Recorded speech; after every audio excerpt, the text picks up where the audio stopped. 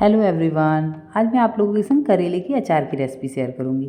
ये बहुत ही सिंपल और इतना टेस्टी बनके तैयार होता है कि जो करेला नहीं भी खाते हैं उन्हें भी ये बहुत पसंद आने वाला है। तो फ्रेंड्स, इस टेस्टी करेले की अचार की रेसिपी को ट्राई करना बिल्कुल भी ना भूलें। जब आप इसे एक बार ट्राई करेंगे तो दोबारा इसे ज़रूर बनाएंगे, क्योंकि ये बनता इतना शानदार है। तो चलिए अपनी टेस्टी करेले की अचार की रेसिपी को स्टार्ट करते हैं। Welcome to Jyoti home kitchen. यहाँ इस अचार को बनाने के लिए मैंने पाव भर करेला लिया था। उसे अच्छी तरह से धो के सुखा लिया, उसके बाद ही इसे कट किया है मैंने, क्योंकि इसे काटने के बाद बिल्कुल भी धोना नहीं है। तो अब हम इसमें 1 चम्मच नमक डालेंगे और नमक को अच्छी तरह से करेले में मिक्स कर देंगे। अब हम इसे ढक के 1 घंटे के लिए छोड़ देंगे, ताकि हमारे करेले में जो भी एक्स्ट्रा कड़वाहट है वो निकल जाए। अब हम अचार का मसाला तैयार करेंगे।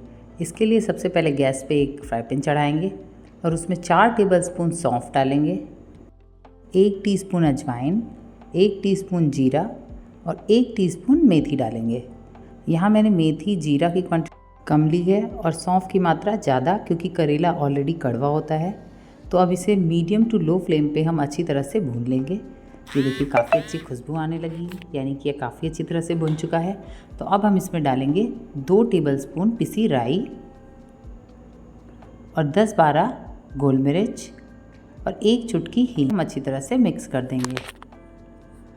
इन चीज़ों को भी डाल के हम सिर्फ 1 मिनट भूनेंगे और उसके बाद हम ये सारा मसाला उतार लेंगे।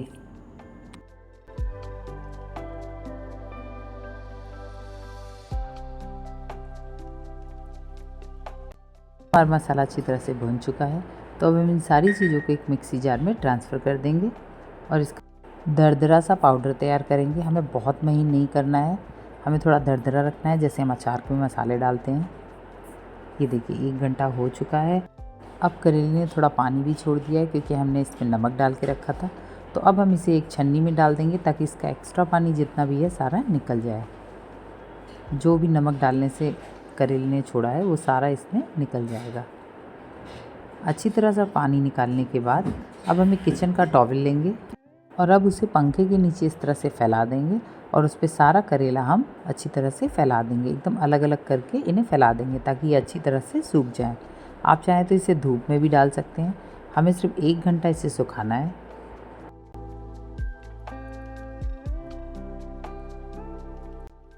1 घंटा हो चुका है। ये देखिए अब हमारा करेला अच्छी तरह से सूख चुका है। तो अब हम उसी फ्राई पैन में आधी कटोरी तेल डालेंगे, सरसों का तेल। और अब हम डालेंगे इसमें 1 टेबलस्पून हल्दी और इसे डाल के अच्छी तरह से मिक्स कर देंगे। और अब हम अपने सूखे हुए करेले जो हमने सुखा लिए थे पंखे के नीचे, उसे इसमें डाल देंगे। हमें इसे तेल में डालने के बाद सिर्फ 1 मिनट अच्छी तरह से चलाना है इसमें।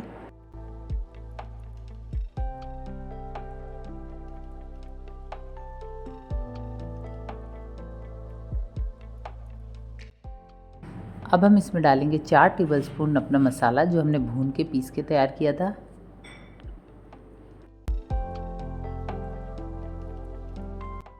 डालेंगे 1 टेबलस्पून नमक। 1 टेबलस्पून नमक हमने पहले डाला था और 1 अभी डाला है। साथ ही में हम इसमें डालेंगे 1 टीस्पून मंगरेल और 1 टेबलस्पून कश्मीरी लाल मिर्च, जिससे हमारे अचार में बहुत ही बढ़िया कलर और टेस्ट दोनों आएगा। अब इन सारी चीज़ों को डाल के हम अच्छी तरह से मिक्स कर देंगे। बस सारी चीज़ों को मिक्स करने के बाद हम इसे तुरंत गैस से उतार लेंगे और एक बोल में ट्रांसफ़र करेंगे। अब हम इसे थोड़ा ठंडा होने देंगे। थोड़ी देर ठंडा होने के बाद अब हम इसमें डालेंगे 2 चम्मच विनेगर। विनेगर से हमारा अचार लंबे समय तक बढ़िया बना रहेगा। अब इसे भी डाल के हम अच्छी तरह मिक्स कर देंगे। आप चाहें तो इसकी जगह नींबू का रस भी डाल सकते हैं। अब अच्छी तरह से चलाने के बाद हम इसे ढक करके 2 दिन के लिए रख देंगे। आप इसे धूप में रख दें। अगर धूप नहीं है तो आप इसे नॉर्मली किसी गर्म जगह रख दें, जहां आपका अचार बढ़िया बना रहे। और 2 दिन बाद हम इस अचार को चेक करेंगे। ये देखिए 2 दिन हो चुके हैं, हमारा अचार तैयार हो चुका है। इस अचार में मैंने 4 टेबलस्पून सरसों तेल गरम करके ठंडा करके डाल दिया था। ये देखिए, अचार में आप जितना तेल डाल के रखेंगे, आपका अचार उतना ही लंबे समय तक बढ़िया बना रहेगा। तो फ्रेंड्स, इस टेस्टी करेले के अचार की रेसिपी को ज़रूर ट्राई करें, क्योंकि ये बहुत टेस्टी बनता है। तो फ्रेंड्स, करेले की रेसिपी को ट्राई करना बिल्कुल भी ना भूलें और हमें कमेंट करके ज़रूर बताएं आपको ये रेसिपी कैसे मिली। तो फिर मिलती हूँ अपनी नेक्स्ट वीडियो के साथ, तब तक के लिए bye bye and take care.